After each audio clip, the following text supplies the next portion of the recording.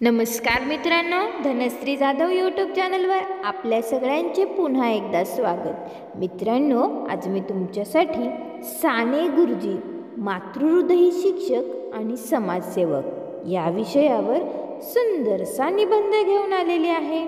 चला तर करूयात सुरुवात।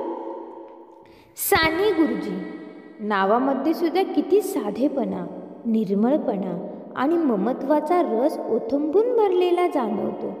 म्हणूनच मराठीतील वारकरी संप्रदायातील थोर संत तुकाराम महाराजांनी अशा संतांबद्दल म्हटले आहे की जगाच्या कल्याणा संतांच्या विभूती देह जिजविती उपकारे। खरं तर आजच्या हिंसेच्या युगात साने गुरुजींच्या सारख्या संतांचीच गरज आहे। संत म्हणजे केवळ आध्यात्मिक क्षेत्रातील किंवा पंढरपूरची वारी करणारे नव्हते, कोणत्याही तऱ्हेने निरपेक्षपणे जनसेवा करणारेच खरे संत होत। मुलांनो, या अर्थाने साने गुरुजी हे संतच होते। गुरुजींचा जन्म 24 डिसेंबर 1899 रोजी झाला। पाळण्यातले नाव पांडुरंग, वडील सदाशिवराव आणि आई यशोदाबाई यांच्या पोटी जन्माला आलेले हे अपत्य साने गुरुजी म्हणून महाराष्ट्राची गुरुजी बनले। त्यांची आई यशोदाबाई थोर वात्सल्य मूर्तीच होत्या। त्यांच्या आईनेच गुरुजींना घडविले। चांगले काम करताना लाजू नकोस ही शिकवण बालपणीच गुरुजींना आईकडून मिळाली। त्यामुळेच एक दिवस म्हाताऱ्या महारणीच्या डोक्यावरचा भार खाली पडला। ती अशक्त, कोण उचलूच लागणार। लहान पंढरीनाथाने तिच्या डोक्यावर भारा ठेवला। सामाजिक समतेचा पहिला पाठ गुरुजींनी इथेच घेतला। पालगडला 5वी नंतर शिक्षणाची सोय नाही म्हणून पुण्याला मामाकडे गेले। काही दिवसात पुण्यातून परतले तर बहीण आजारी होती।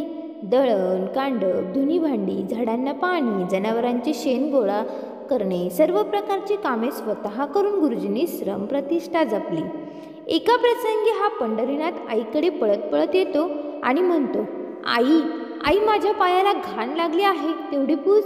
ती वात्सल्य सिंधू आई त्यावर म्हणते, बाळ, पायाला घाण लागली म्हणून जसा जपतोस तशी मनाला घाण लागू नये म्हणून जप। हा आईचा शब्द गुरुजींनी आयुष्यभर पाळला। जो सर्वांना आवडतो तो देवालाही आवडत असतो, ही जगाची रीतच आहे। आत्मक्लेशांचे, सत्याग्रहाचे धडे गुरुजींनी वर्ग बंधूच्यातूनच जणू मिळवले होते। शिक्षकांच्या छडीच्या माराने पंढरीनाथ घाबरला नाही, पण पंढरीला क्षमा करा वर्गबंधूंच्या सहानुभूतीने ते विरघळले। चांगले करायला लाजायचे नाही, त्याचप्रमाणे चांगले शिकायलाही लाजू नये ही शिकवण त्या मातेनेच गुरुजींना दिली। विहिरीमध्ये पोहता येत नाही म्हणून रडत येणाऱ्या पंढरीला इतर मुलांच्या बरोबर पोहायला शिकवते। आपले ज्ञान स्वतःजवळ न ठेवता दीपस्तंभाप्रमाणे त्यांचा प्रकाश दुसऱ्यांना देण्याचे गुरुजी शिकले। या जगात लाखो माणसे अशी आहेत की त्यांच्या झोपडीवर संस्कृतीची पहाट पण झाली नाही। अशा माणसांना गुरुजींनी माणसात आणले। प्रेम, दया, नम्रता, सौजन्य गुरुजींनी शिकवली। राष्ट्रीय आंदोलनामध्ये भाग घेता घेता अस्पृश्यता निवारण्याचे कार्यही गुरुजींनी हाती घेतले। मंदिर प्रवेशासाठी उपोषणे आरंभली। तुरुंगातील कैद्यांना जमवून संस्काराचे धडे त्यांना दिले। अंमळनेरच्या शाळेत शिक्षक म्हणून काम करताना राष्ट्रप्रेमाची शिकवण देऊ लागले। खानदेशातील गांधीवादी चळवळीचे काम करताना राष्ट्रप्रेमाची शिकवण देऊ लागले। खानदेशातील गांधीवादी चळवळीचे प्रणेते साने गुरुजी बनले। संस्कारमय साहित्य निर्माण करून व्याख्यानातून जनजागृती केली। गुरुजी स्वतःला शिक्षक म्हणून घेणे देखील पसंत करीत नसत। ते म्हणत, I am not a teacher, I am a preacher. निवडकपत्री, काव्यसंग्रह, धडपडणारा श्याम, सुंदरपत्रे, श्यामची आई, रामाचा शेला इत्यादी अजरामर साहित्य गुरुजींनी निर्माण केले। त्यांच्या निवडकपत्रीमधील खरा तो एकची धर्म, जगाला प्रेम अर्पावे या ओळी मानवता सांगून जातात। तर भारत माता, भारतीय संस्कृती याबद्दल त्यांची असणारी तळमळ खालील ओळीतून व्यक्त होते। बलसागर भारत हो, विश्वात शोभूनी राहो। गुरुजींचा शिक्षणाकडे पाहण्याचा दृष्टिकोन परमपवित्र, उदात्त, मंगल होता। म्हणूनच ते म्हणतात, करी मनोरंजन जो मुलांचे, जडेल नाते प्रभूशी तयाचे।